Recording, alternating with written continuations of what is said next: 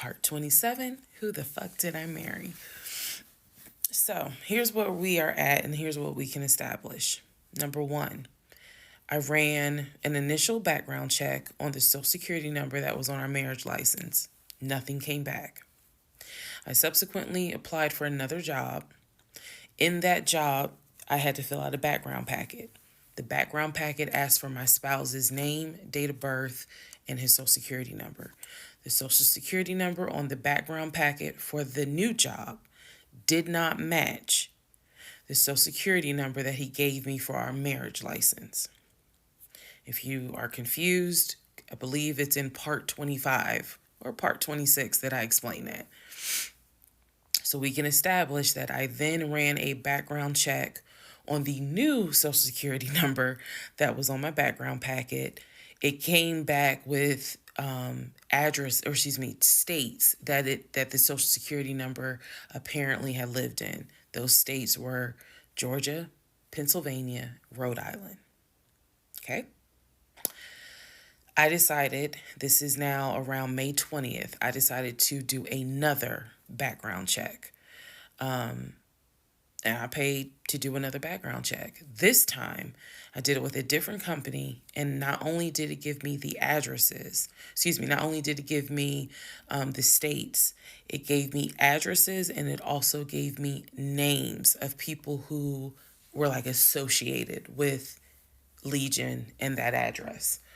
One of those names was his ex-wife. I've always known he's always told me the name of the ex-wife, but now I see it when I ran his background. I did a search for her on social media. She was not there. So the address that it showed that she was associated with him, because remember his story is we got married in San Diego, we lived in San Diego, we divorced in San Diego. Men lie, women lie. The U.S. federal government, with your social security number, does not. So he's saying he was always in California. His social security number never showed that he was in California, according to the background check. It did show that he had lived in Georgia at an address associated with the ex-wife. So tried to find the ex-wife, could not find her on social media. So I looked in the metro counties to protect her identity. This, I am going to not divulge a lot on this part. I looked in the metro counties in the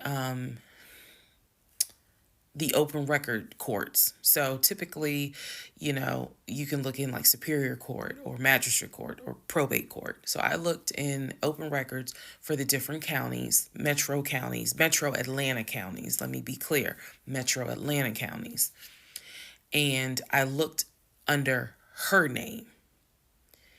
And I found where they had filed for divorce in a metro Atlanta county.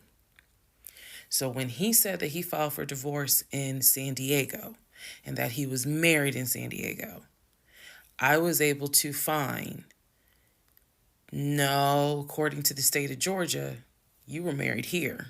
You were divorced here.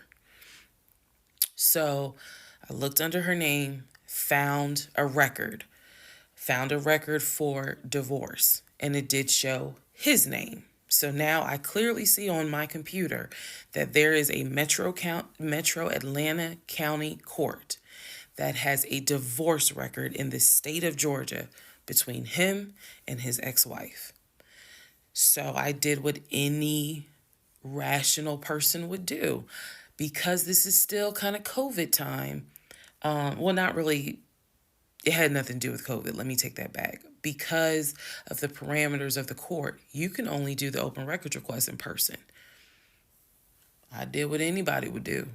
I told my boss I had to go. I grabbed my purse, grabbed my keys, and I drove to the court to do the open records request in person.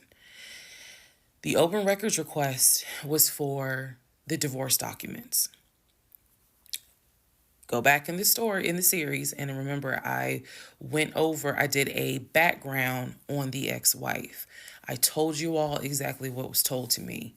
He met her in California. He married her in California. He divorced her in California because she cheated on him. He filed for divorce. She tried to get spousal support. It was going to be a little ugly. He was helping her with the kids.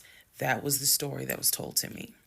So, went to the court, filled out the paperwork, got the open records request for the divorce decree, for the divorce records.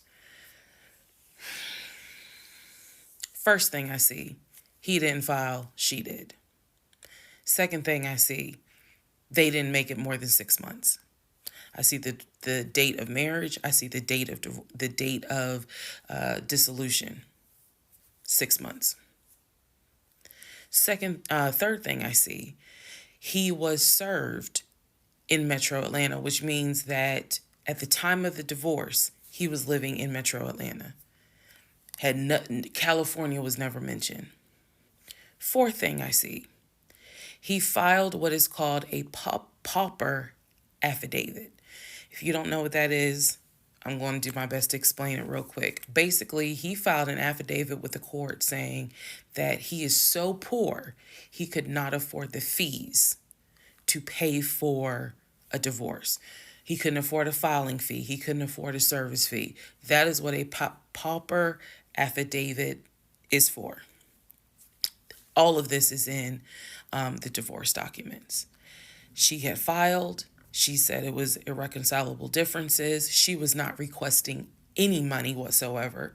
And both of them had signed a pauper affidavit. He was served in Georgia at his previous employment. According to the divorce documents, he was served at like a grocery store. That is what was listed as his employer. And it had a date of when he was served. So I see all of this in one day. I also see where on the divorce documents, she listed her name, her address, and her phone number.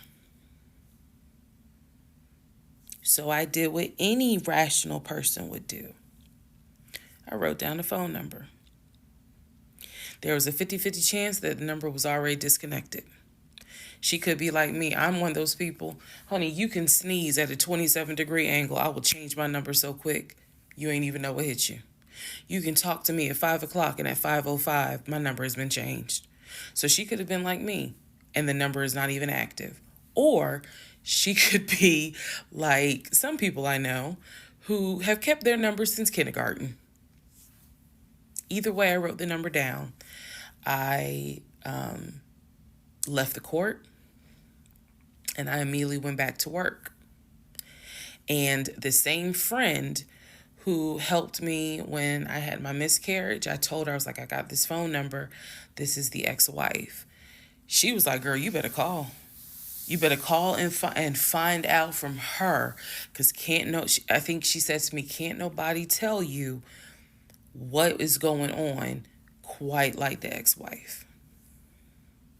So, part 28 is the phone call that I had with the ex-wife.